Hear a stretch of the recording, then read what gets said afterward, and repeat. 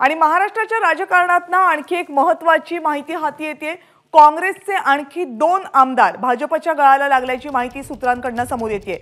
देगलूर विधानसभेचे आमदार जितेश अंतापूरकर हे राजीनामा देण्याची शक्यता आहे, तर नांदेड दक्षिण विधानसभेचे आमदार मोहनराव हंबर्डे हेही काँग्रेसचा हात सोडण्याची शक्यता सूत्रांनी व्यक्त केली आहे। येत्या आठवड्यामध्ये हे दोनही आमदार राजीनामा देतील अशी शक्यता आहे। विश्वसनीय सूत्रांकडून ही माहिती समोर येते। अशोक चव्हाण यांच्या पक्षप्रवेशानंतर अंतापूरकर यांनी चव्हाणांची भेट घेतली।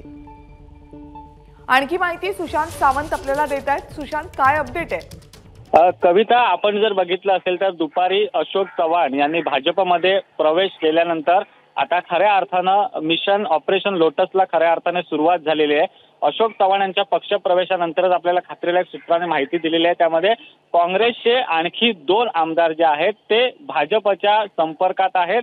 भाजप नेत्यांशी आणि विशेषतः अशोक चव्हाण यांच्याशी त्यांचा संपर्क झालेला आहे अशी आपल्याला खात्रीदायक सूत्राने माहिती दिलेली आहे। येत्या आठवड्यात खऱ्या अर्थाने हे दोन्ही आमदार राजीनामा देतील अशी देखील आपल्याला विश्वसनीय सूत्राने माहिती दिली। यामध्ये देगलूर विधानसभेचे आमदार असतील जितेश अंतापूरकर आणि दुसरे आहेत नांदेड दक्षिण विधानसभेचे आमदार मोहनराव हंबर्डे।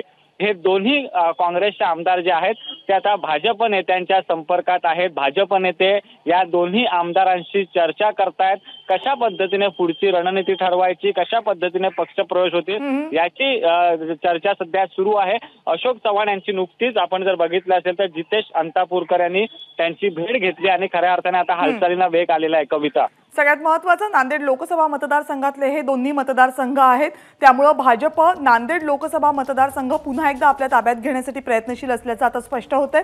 धन्यवाद सुशांत, तुम्ही दिलेल्या सगळ्या सविस्तर माहितीबद्दल। एबीपी माझा, उघडा डोळे बघा नीट।